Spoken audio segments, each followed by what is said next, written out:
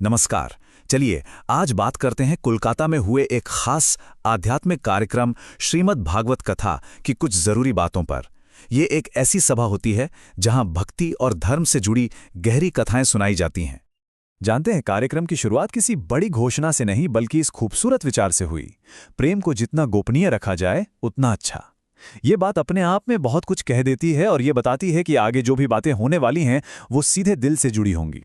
तो सबसे पहले वक्ता इंद्रेश जी ने एक ऐसी कहानी सुनाई जो दिखाती है कि आज के भारत में आस्था और भक्ति का रंग रूप कितना विशाल और जोशीला हो गया है।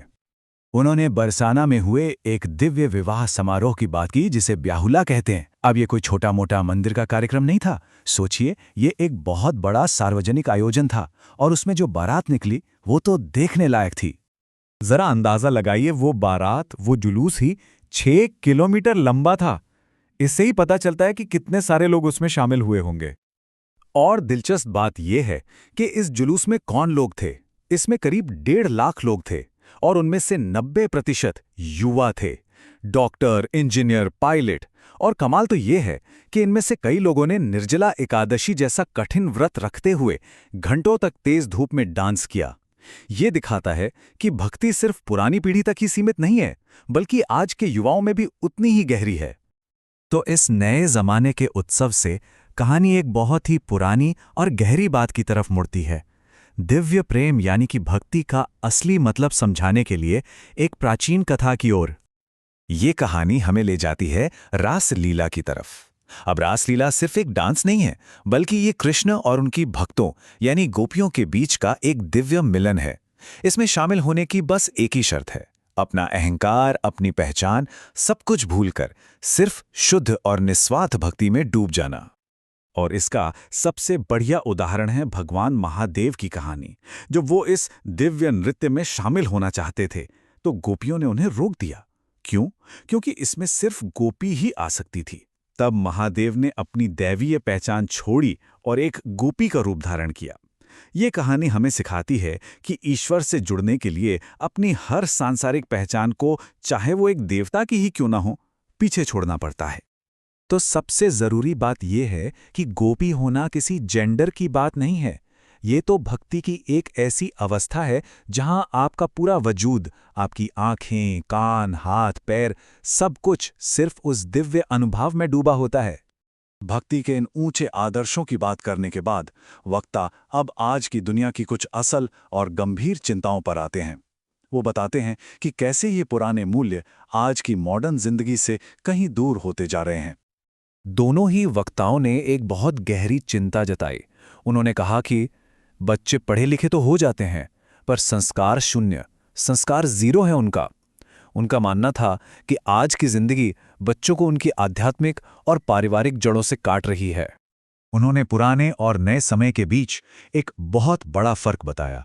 पहले क्या होता था, बच्चे घर पे रहकर परिवार से संस्कार सीखते थे, और अब बच्चे बहुत छोटी उम्र में ही स्कूल जाने लगते हैं और अपनी संस्कृति से कहीं ना कहीं दूर हो जाते हैं। वक्ताओं ने कहा कि इस बदलाव के सबूत तो हमें हर जगह दिख रहे हैं। माथे से तिलक का गायब होना, गले से तुलसी की माला का हटना या सिर से शिखा का ना होना और घरों से रामायण का पाठ बंद हो जाना, ये सब एक गहरे आध्यात्मिक अलगाव की निशानियां हैं। लेकिन बात सिर्फ समस्याओं को गिनाने पर ही खत्म नहीं हुई। इसके बाद इन चुनौतियों से निपटने के लिए कुछ बहुत ही ठोस और आधुनिक समाधान भी सामने रखे गए। अतिथि वक्ता देवी नंदन जी ने एक बहुत बड़ी बात पे सबका ध्यान खींचा।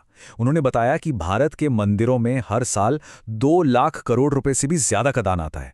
ये एक बहुत बड़ी ताकत है जिसे बदलाव के लिए इस्तेमाल किया जा सकता है। तो इस समस्या से निपटने के लिए 2 बड़े सुझाव दिए गए। पहला, एक सनातन बोर्ड बनाया जाए जो मंदिरों में आने वाले पैसे का सही तरीके से इस्तेमाल करें, और दूसरा, एक भारत दर्शन ऐप बनाया जाए जो टेक्नोलॉजी के जरिए पूरे समुदाय को एक साथ ले आए। इस बोर्ड का आइडिया यह है कि मंदिरों में जो पैसा आता है उसे सही जगह लगाया जाए। कहाँ? जैसे कि ऐसे आधुनिक गुरुकुल बनाने में जहां विज्ञान के साथ साथ संस्कार भी सिखाए जाएं, गौशालाओं की मदद करने में और जरूरतमंदों की सहायता करने में, ताकि पूरा समुदाय अंदर से मजबूत बन सके। और दूसरा सुझाव था टेक्नोलॉजी से जुड़ा हुआ एक भारत दर्शन ऐप। ये ऐप विदेशी सोशल ऐप्स का एक सनातनी विकल्प बनने के लिए डिजाइन किया गया है। अब इस ऐप में होगा क्या सोचिए, ये एक ही जगह पर सब कुछ देगा। लोगों को आपस में जोड़ने का एक प्लेटफॉर्म, जरूरी संदेश पहुंचाने का एक जरिया और मोबाइल रिचार्ज जैसी रोजमर्रा की सेवाएं भी।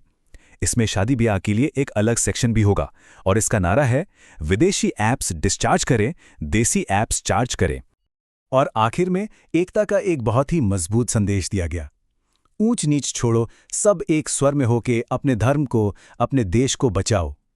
ये एक आह्वान था कि सब अपने मतभेदों को भुलाकर एक साथ आएं। तो कोलकाता में हुआ ये कार्यक्रम हमें एक रास्ता दिखाता है कि कैसे प्राचीन कहानियों को आज की चिंताओं से जोड़कर और टेक्नोलॉजी की मदद से भविष्य के लिए नए रास्ते बनाए जा सकते हैं। और ये हमें इस एक बड़े सवाल के साथ छोड़ जाता है कि तेजी से बदलती इस दुनिया में क्या हमारी प्राचीन परंपराएं अपनी आधुनिक आवाज खोज सकती हैं।